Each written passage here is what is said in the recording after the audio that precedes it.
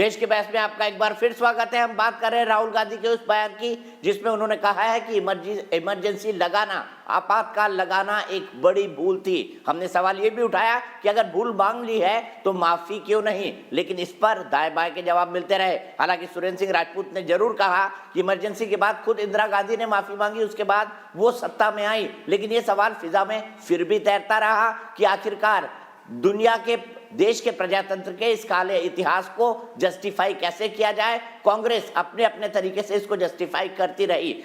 हमारे साथ एक बड़ा पैनल मौजूद है। मेरे साथ इस वक्त हैं सुरेंद्र राजपूत है कांग्रेस पार्टी की तरफ से, मेरे साथ संगीत रागी जी है, मेरे साथ तहसीन पूनावाला है, मेरे साथ मेजर जनरल जीडी बख्शी हैं, और मैं सीधे चलता हूं अखिलेश सिंह। एक मेरे दर्शक जुड़ रहे हैं। अखिलेश, मुझे बताइए क्या कहेंगे इस बहस के बारे में। पहले तो मैं सभी आदरणीय लोगों को सादर प्रणाम कर रहा हूं। बाबा काशी विश्वनाथ और मां गंगा की तरफ से बहुत बहुत आभार और प्रणाम आप सभी को।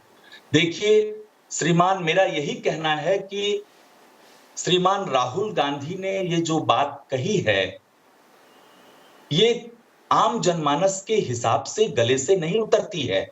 क्यों? क्योंकि आपातकाल की घटना जो हुई उसको उस समय उस काल में किसी भी संस्थाओं का आदर और सम्मान नहीं हुआ।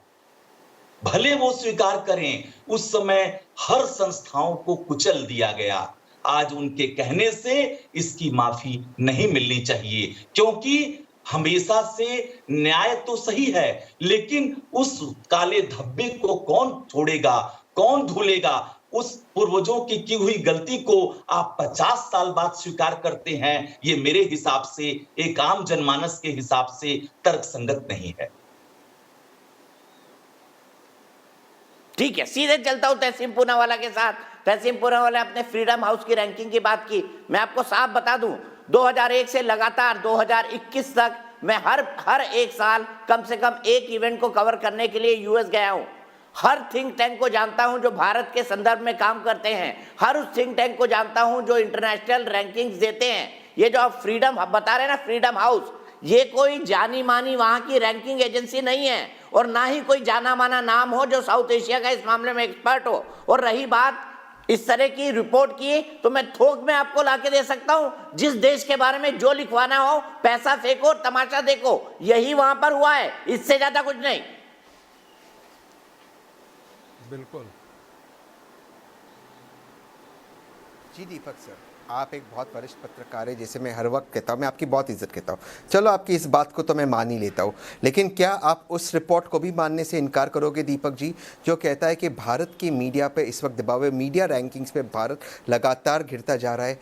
आप ही के शो पे सर, आप ही के इंटरव्यू पे प्रधानमंत्री जी जिस तरह की बातें करते हैं जिसमें कोई सच्चाई नहीं हो, प्लेन्स को क्लाउड से छुपा सकते हैं, रेडार से, इस तरह की बातें प्रधानमंत्री जी करते हैं, डेटा नहीं प्रधानमंत्री को। लेकिन मैं इस डिबेट में नहीं गिरना चाहता हूं, हम डिबेट कर रहे हैं भारत के लोकतंत्र पे, और मैं आपके शो पे मानता हूं कि जब इमरजेंसी हुआ गलत हुआ, लेकिन जो लोग इतिहास से नहीं सीखते वो दोहराने के लिए उसे मजबूर होते हैं। और आज मजबूर क्या है, आज मैं छत्रपति शिवाजी महाराज की पावन धरती पे से आपके साथ शो पर बैठा हूं, और यहां पर इनकम टैक्स मोदी जी के सहयोगी उन लोगों पर रेड करते हैं जो ट्विटर पे मोदी जी को क्रिटिसाइज करते हैं, उनकी पॉलिसीज को क्रिटिसाइज करते हैं। हमारे किसानों को कहा जाता है कि वो खालिस्तानी है।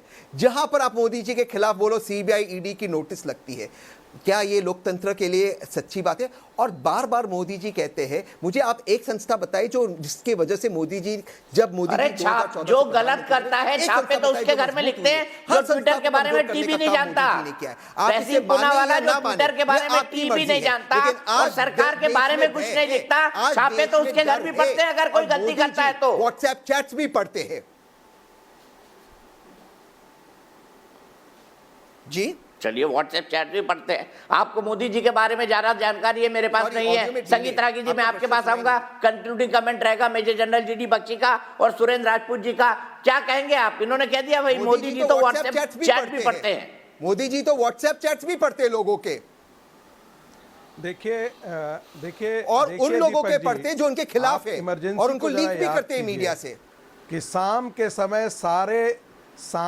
समय सारे अखबारों के बिजली काट दिए जाते हैं, तब ताकि अगले दिन अगले दिन वो कोई अपने अखबार प्रकाशित न करे।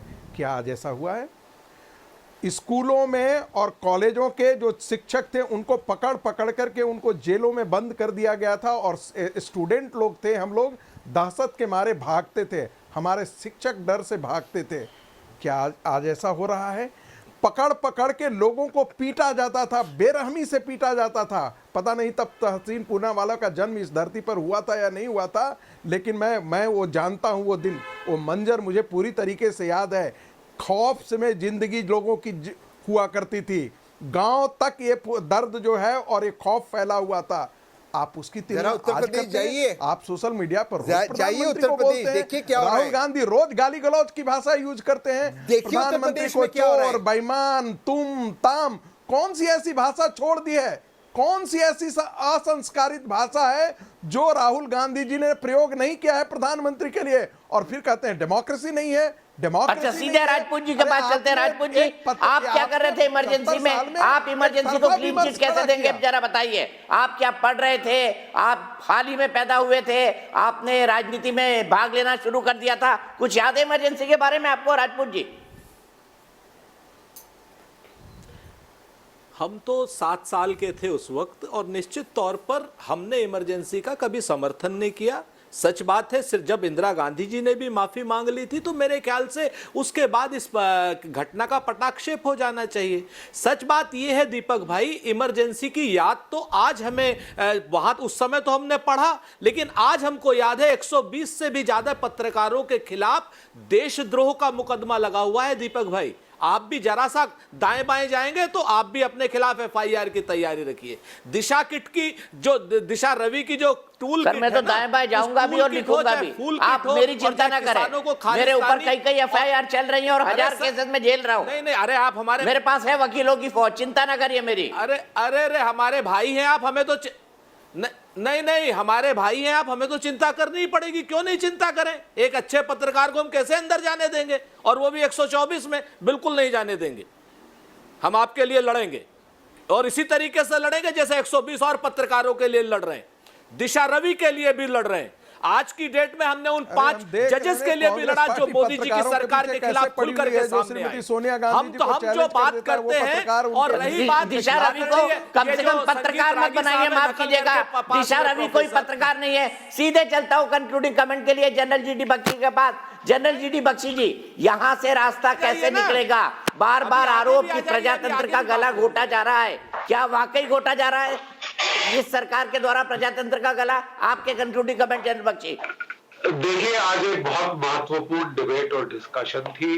वो थी कि हमारी जो प्रजातंत्र की प्रणाली है उसको एक खास मानसिकता से खतरा जो खुलकर इमरजेंसी में सामने आई थी, आम जनता के लिए तिरस्कार, द लीडर नोज बेस्ट, जनता जूते की ठोकर की काबिल है, उसको लात पड़नी चाहिए, उसको जबरदस्ती नस काट देनी चाहिए, क्योंकि वो अपने लिए सोच नहीं सकते क्या हित है क्या नहीं है, ये वो नहीं उसका फैसला कर सकते।